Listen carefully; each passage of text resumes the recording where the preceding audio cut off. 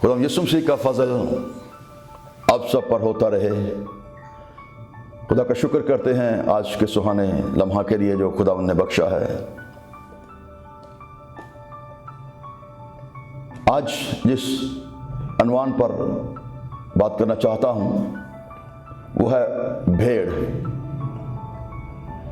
جب ہم بھیڑ کی بات کرتے ہیں تو آپ سب نے بھیڑوں کو اکثر دیکھا ہوگا۔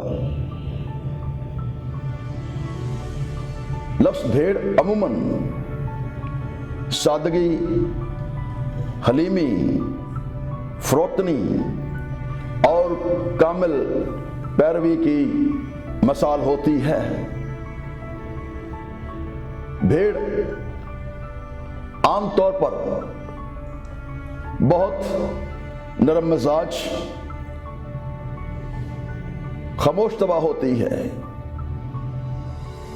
بھیڑ اپنی حفاظت خود نہیں کر سکتی۔ بھیڑ زخمی ہونے پر اپنی دیکھ بھال نہیں کر سکتی۔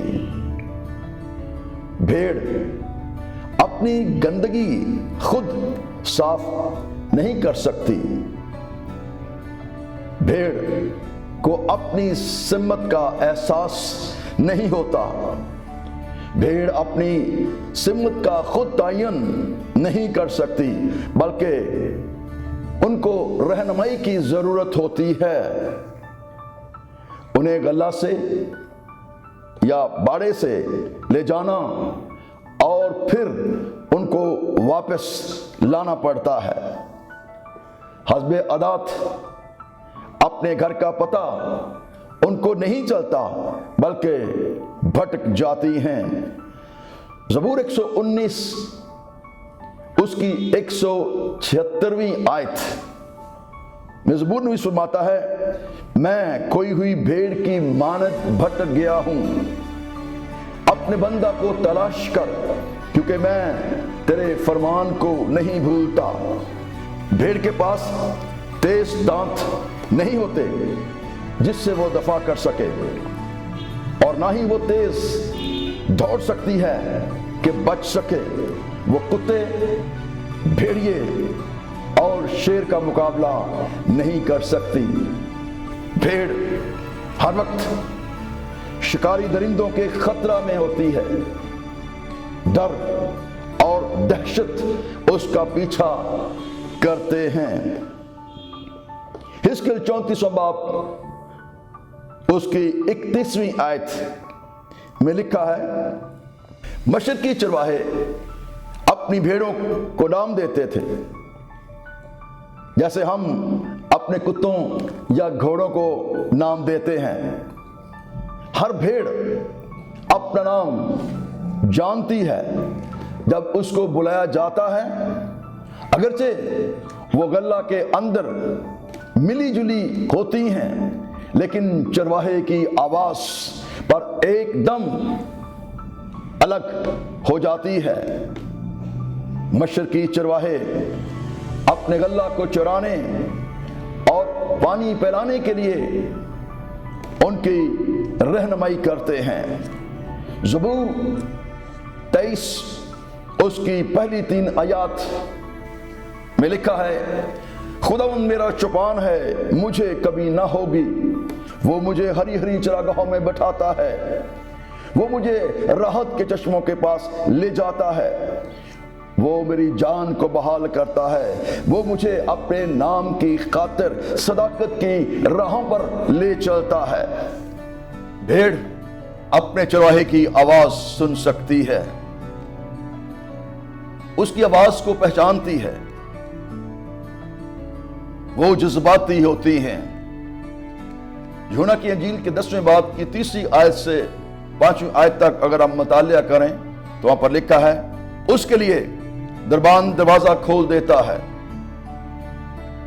اور بھیڑیں اس کی آواز سنتی ہیں، اور وہ بھیڑوں کو نام بنام بلا کر باہر لے جاتا ہے۔ کیسی خوبصورت بات ہے کہ وہ اپنی بھیڑوں کو نام بنام بلا کر باہر لے جاتا ہے۔ جب وہ اپنی سب بھیڑوں کو باہر نکال چکتا ہے تو وہ ان کے آگے آگے چلتا ہے اور بھیڑیں اس کے پیچھے پیچھے ہو لیتی ہیں، کیونکہ وہ اس کی آواز کو پہچانتی ہیں۔ مگر وہ غیر شخص کے پیچھے نہ جائیں گی بلکہ اس سے بھاگیں گی، کیونکہ غیروں کی آواز نہیں پہچانتی۔ بھیڑ کی خوبی کیسی ہے؟ غیروں کی آواز نہیں پہچانتی، اس سے بھاگیں گی، اس کے پیچھے نہیں جائیں گے۔ بھیڑیں اپنی پرورش خود نہیں کر سکتی، انہیں اپنی زندگی کو محفوظ بنانے کے لیے چرواہے یا مالک کی ضرورت ہوتی ہے اور اس کی مرہون منت ہوتی ہیں۔ بھیڑیں وزن نہیں اٹھا سکتی، بھیڑیں بڑی قیمتی ہوتی ہیں، ویلیوایبل ہیں۔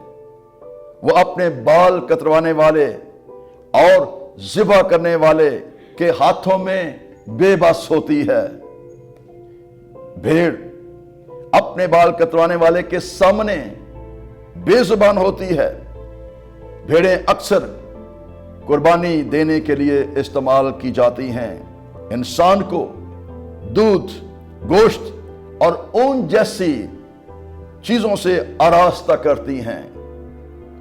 بھیڑ ڈر جاتی ہے، بھیڑ خوفزدہ ہو جاتی ہے، بھٹک جاتی ہے، گمراہ ہو جاتی ہے، گم ہو جاتی ہے۔ اس لیے اس کو صحیح ڈائریکشن، رہنمائی کے لیے اپنے چرواہے کی ضرورت ہوتی ہے۔ بھیڑیں اپنی گندگی کو خود صاف نہیں کر سکتی، اس کو اپنے چرواہے کی یا مالک کی ضرورت ہوتی ہے۔ بھیڑیں گندگی پسند کرتی ہیں، اور میں بتانا چاہتا ہوں یہی تصویر انسان کی ہے۔ رومیو 30 باب اس کی 10ویں آیت میں لکھا ہے، چنانچہ لکھا ہے کہ کوئی راست باز نہیں، ایک بھی نہیں۔ کلام مقدس میں انسانوں کو، لوگوں کو بھیڑوں سے تشبیہ دی گئی ہے۔ اگر آپ مطالعہ کرنا چاہیں تو زبور 119 اس کی 176ویں آیت،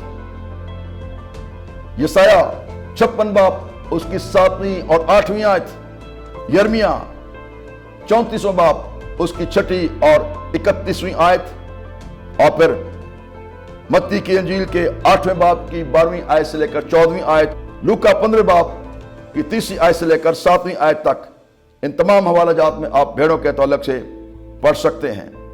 بھیڑوں کی چند خوبیاں جو ہیں وہ میں بیان کرنا چاہتا ہوں۔ پہلی بات، جیسے میں نے پہلے بھی بیان کیا، کہ وہ اپنے چرواہے کی آواز سنتی ہے۔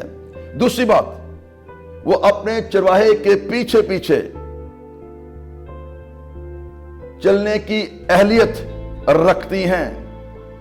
بھیڑیں دودھ دیتی ہیں، گوشت اور اون جیسی چیزوں سے آراستہ کرتی ہیں۔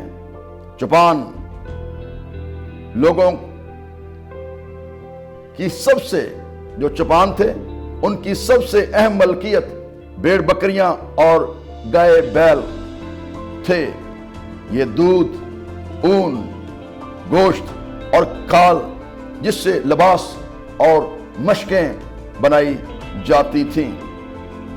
فلسطین کی اکثر بھیڑیں چربی بھری دم والی، یعنی دمبے کی قسم کی تھیں۔ ان کی چکی میں 5 کلو یا اس سے زیادہ چربی ہوتی تھی۔ بچڑے، برے اور بکری کے بچے کو پیدا ہونے کے 8 دن بعد قربانی اور کھانے کے لیے استعمال کیا جاتا تھا۔ احبار 22 باب اس کی 19ویں اور 27ویں آیت کا آپ مطالعہ کر سکتے ہیں۔ سو میرے عزیز بہنوں بھائیوں، آپ نے بھیڑ کے تعلق سے بہت سی باتوں کو سنا ہے۔ اگلے ایپیسوڈ کے اندر ہم بات کریں گے کھوئی ہوئی بھیڑ کی، بھٹکی ہوئی بھیڑ کی دوسرا ایپیسوڈ دیکھنا نہ بھولیے گا، کھوئی ہوئی بھیڑ۔ God bless you.